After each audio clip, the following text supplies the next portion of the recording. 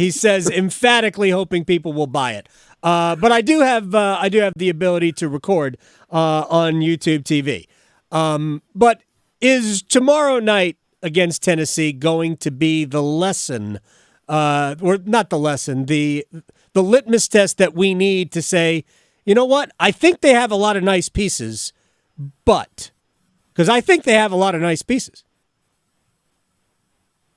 Josh, you go. Josh, you go. Well, I just think it's going to be a strong indicator of what this NC State team is as we head into ACC play beginning. And it does seem like the ACC is going to get more respect than it has in the last couple of years. Why? But I can tell you, well, I mean, you have better non-conference wins. You look at Clemson winning at Alabama, for example. If you want to be in that position where people give you the benefit of the doubt in March, Clemson's sitting nice and happy, and they have a big game tomorrow, by the way, at FedEx Forum in Memphis, too. That should be a fun one to watch. NC State has that opportunity here. There are some ACC teams that don't have the luxury of having a huge non-conference win that's going to hold up when March rolls around. Wake Forest, for example, is hoping that Florida looks pretty good. They're top 30 in KenPom right now, but what are they going to be by the time March arrives? And plus, that was in Winston-Salem. Keeping it with NC State, though, they do have a lot of nice pieces. Kevin Keatts did a great job in the portal. It's important to remember there aren't a lot of guys who are ACC head coaches that have background in JUCO, and Kevin Keatts is one of the few that does. So this level of roster turnover, it's something that BG, you, and myself have talked about for years. Like being comfortable with rosters being fluid. Kevin Keatts is clearly comfortable with that, and the way that he added Jarkel last year and an important year, I think, showed that as well.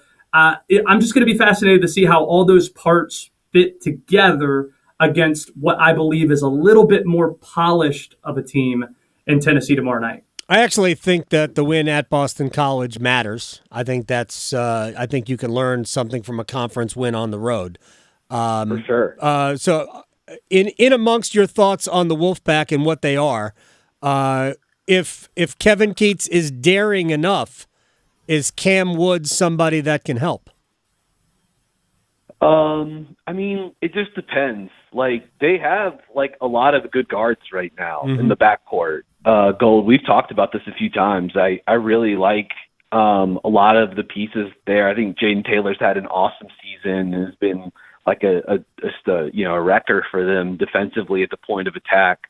And so I really like a lot of the pieces. I think LJ Thomas is a guy that could get playing time in a lot of places, and he's sort of like, really kicked the back end of the guard rotation. Right.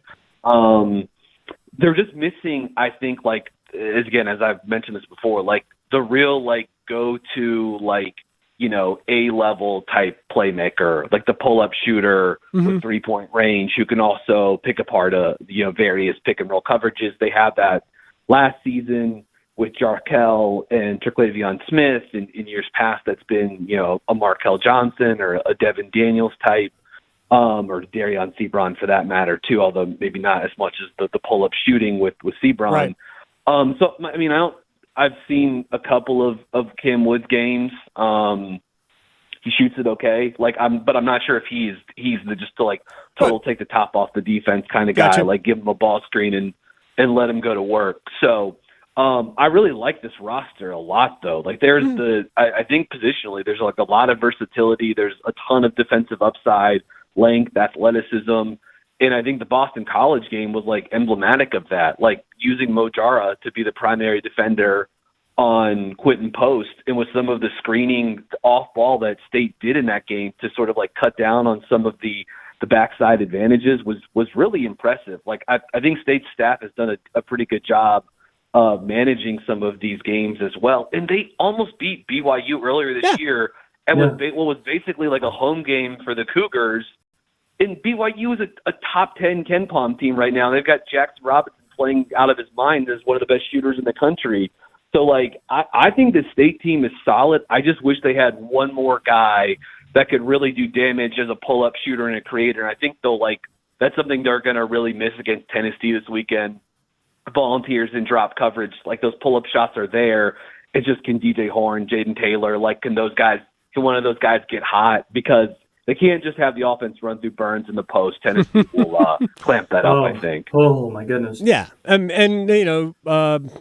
Burns is, we all know, limited on the defensive end anyway. This team reminds me of the way it's made up. It reminds me of the Kevin Keats teams that played at UNC Wilmington. I think they're built in many ways like that. I like that. Really, I like that a lot. I mean, that's what we thought we were going to get, right? When he came from Wilmington, it was like interchangeable pieces, and they would come and they would just try to like beat you with athleticism. I think this is the first team that he has at State that looks like he has enough pieces to maybe do something like that.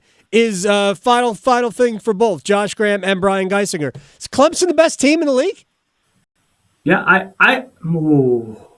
I still think, you know what, I'm going to say yes. Clemson, I think, is the best team in the league because I feel like I can trust a lot more things. I know more about what they are more than I know who Duke and North Carolina is. I think those two teams have higher ceilings than Clemson does right now, but if they were to play on a basketball court right now, I'd take Clemson over anybody in the league. And by the way, really like that analogy you just made thinking about it. Like there was a guy on the Lakers named Devontae Kaycock who reminds me a lot of Burns now that I think about it. There you go. Brian, is Clemson the best team in the league? Yeah, sure. Why not? We'll say that right now. Like they're tough defensively, and PJ Hall's a guy that, like, as soon as you put him on the court, like, he can be a matchup buster against any coverage you throw at them because, like, he can pass, he can shoot, he can handle, he post up against switches, like, he kind of does everything. I'm just curious to sort of see, like, where their ceiling is offensively, like how much help. Like, I don't think Joe Girard's going to shoot 45% on threes for the entire season, though it is exciting seeing him play in a more, like, I would say, like, better coordinated offense. Structured, yes. A structured offense as opposed to what they did. Yeah, the last few years. But I do think, like, within the ACC, I still think, like, Duke, UNC, Miami, Virginia all have, like, higher ceilings than Clemson. It's like, will they actually get to them? We'll see. I do think also, like, it helps that Clemson so far this season, they're shooting over 39% on threes. Mm-hmm. Their opponents are shooting 32% on threes. That will probably, like, come down to earth, and their opponents will probably shoot a little bit better, and, like, that could flip some of these close games. But, like, they're awesome. Brunell's a great coach, and PJ Hall's been, like, one of the absolute, like, 5 to 10 best players in the country probably so far this season. It just cost them. Tomorrow they're going to lose at Memphis after all of this. It's probably true, but here's the end result from all of this is this. If Clemson is the best team in the ACC, Josh, your statement the ACC is going to get more respect nationally is gone because Clemson can't be the best team in the league. And I'm not knocking Clemson at all, but this is the perception of people. If Clemson is the best team in the league, the ACC must be down. That's the way it's going to be spun. Josh Graham, Brian Geisinger, as always, thanks to both of you for hanging out. I appreciate your time. Can't wait for Alabama to get the number 1 seed over Clemson then because of that. Oh, yes, exactly. They won't even make the tournament now. They just go from a 1 seed. Somebody will stub a toe, and they'll be out of the tournament altogether. That's the way it works. Josh Graham at Sports Hub, at Josh Graham Radio, Sports Hub Triad. Brian Geisinger at bgeis_bird, all over 24/7 Sports because he is a basketball savant.